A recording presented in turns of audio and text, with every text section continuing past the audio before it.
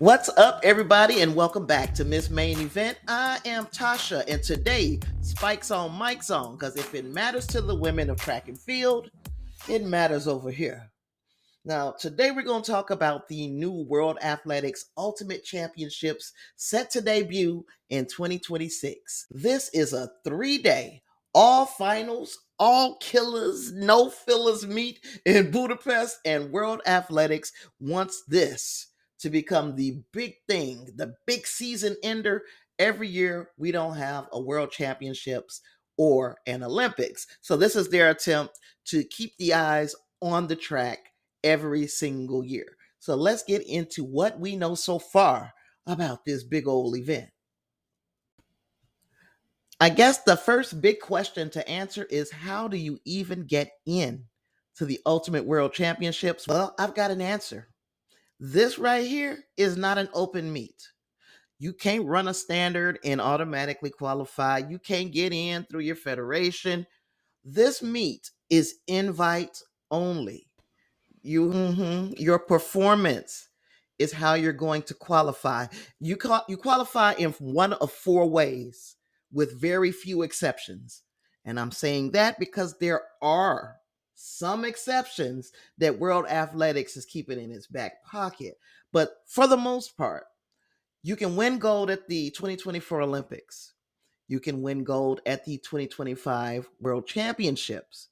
You can win your event at the 2026 Diamond League final, or you can be high enough in the world rankings during the qualifying window. As you can see, September 2025 marked the beginning of these windows opening. So from September 2025 until September 1st of 2026, that's how long your window for qualifying is. You also see up here, May 2026 is relay auto qualifiers are going to be decided.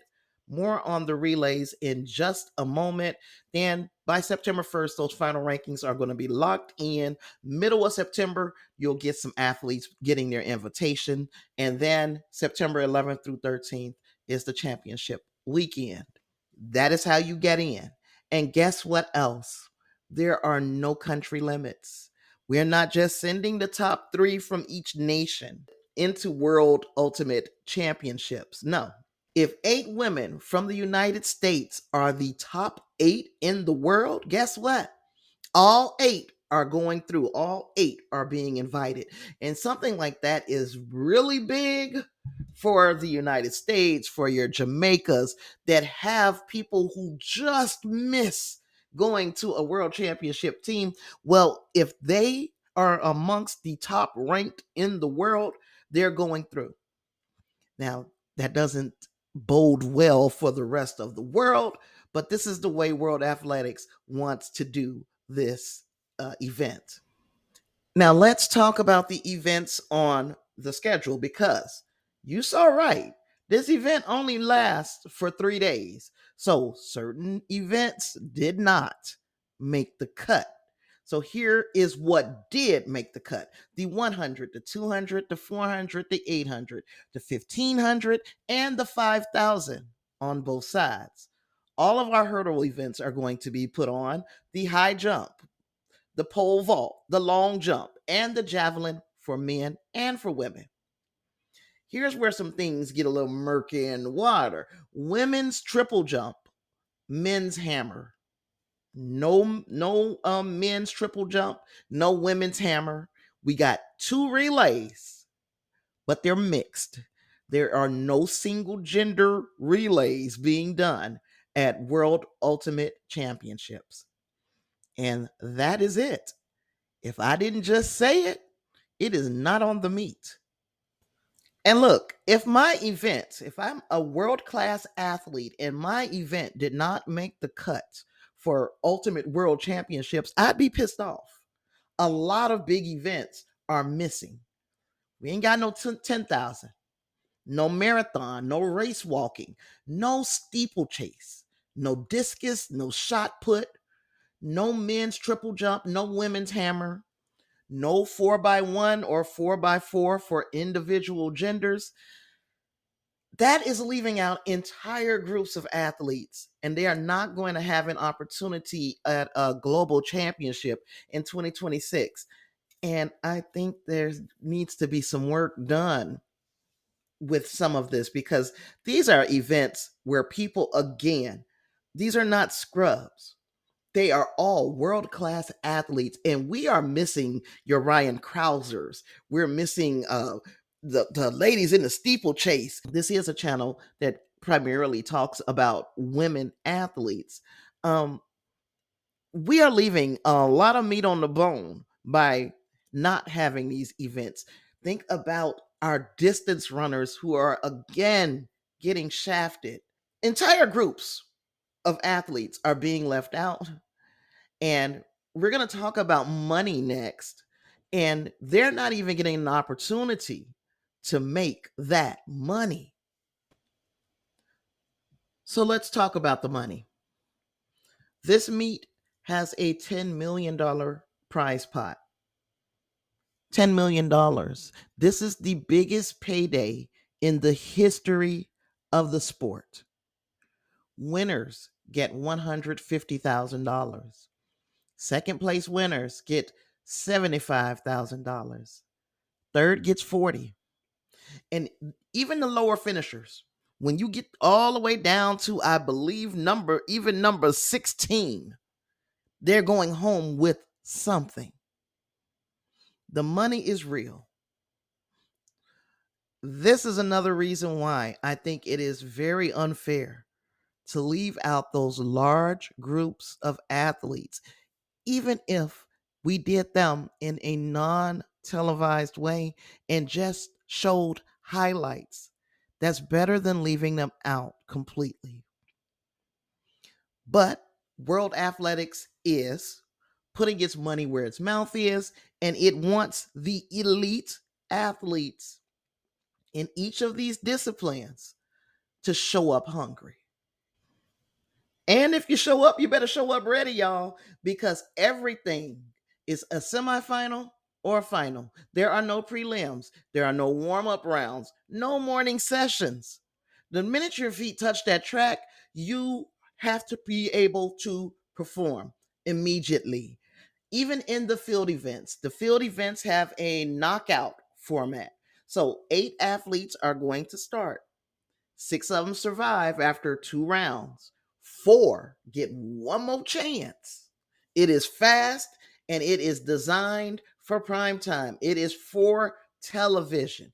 This is one of World Athletics' hopes, is that people with shorter attention spans will be able to tune in for a 3-hour event, as opposed to all day long waiting on your favorite runner to run. So, hey, you got to be ready.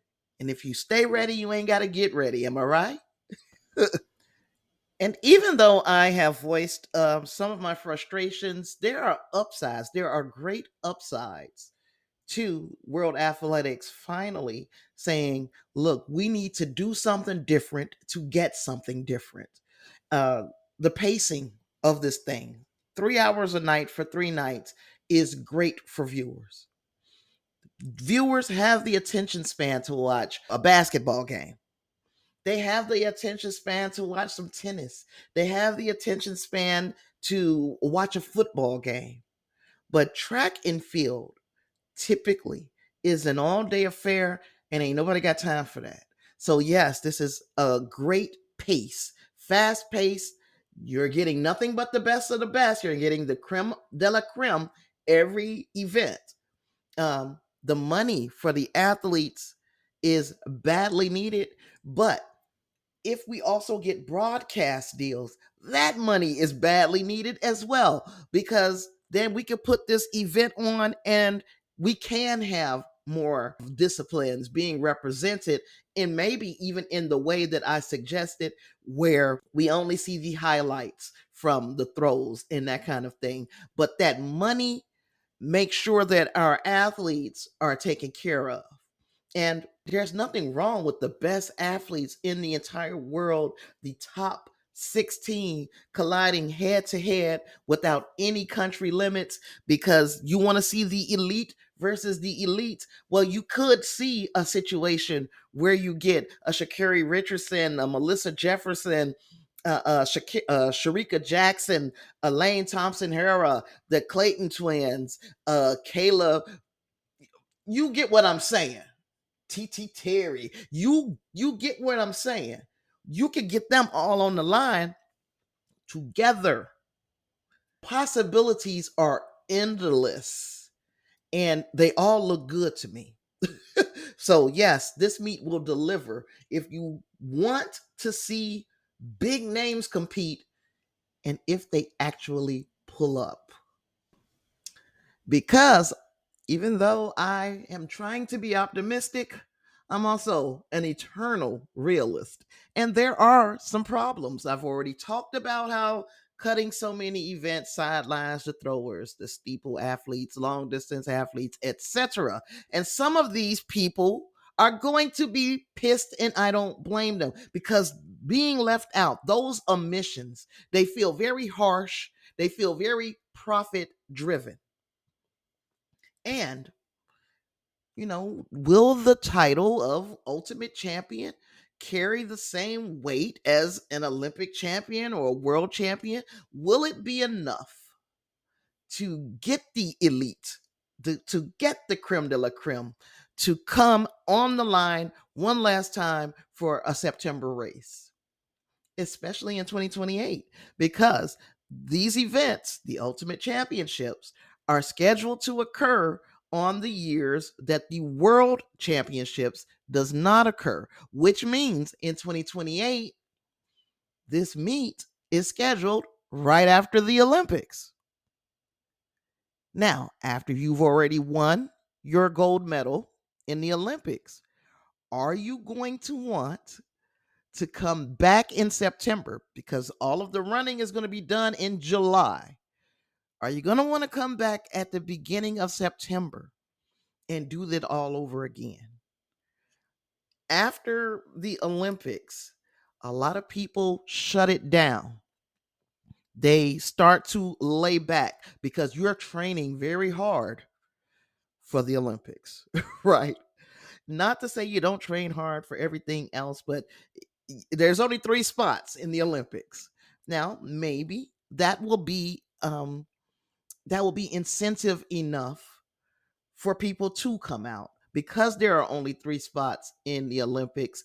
You could be that 4th spot in the United States or in Jamaica and or South Africa even, and you've been left out. So you get one last hurrah to run for $150,000. However, does it carry the same weight? Nobody knows right now how that whole thing is going to play out. Nobody knows what this means for this event in years where it is competing with the Olympics. I really wish I had a crystal ball and I can look into the future and see what this means and how it works out for this event. Um, I think personally that a bunch of people are going to be pissed about not being invited or even included in the thoughts when they were planning this event. But I also think that this could be fun. I think that a lot of more eyes could come to the sport because of uh, the gamble that World Track and Field is taking. But nothing ventured, nothing gained. So, yes, you have to make these kinds of calculated risks because if this thing lands, track gets a strong yearly headline event like every other sport. We know that every year there's going to be a championship. There's going to be a Super Bowl. There's going to be you name it. I can't name them all, but you name it. There's going to be an end of season championship for damn near every sport, and that's every year. The only sport that was not represented was track and field. Hopefully, we are getting that right. Like I said, we get a strong headline event if this thing goes well. If it fails, it could become another messy add on to an already crowded season. We got to think. We don't know what's going to happen with Grand Slam track. I'm not optimistic there. But we do have Athlos. We do already still have the Diamond League events. And we've got whatever USA track and field is conjuring up as far as a league is concerned. But again, nothing ventured, nothing gained. The only thing that we know for sure is this: track and field needed to take a big swing. And this is a big swing. Now, whether we as fans reward that courage is another question altogether. And I think I'm going to wrap this here thing up. Spikes on, mics on. Bam. This is my first installment of this thing, y'all. I hope you enjoyed it. I am Tasha. This is Miss Main Event, the main event for everything happening on the Oval. Let's keep the conversation moving in the comments, and I'll holler at y'all next time. Peace.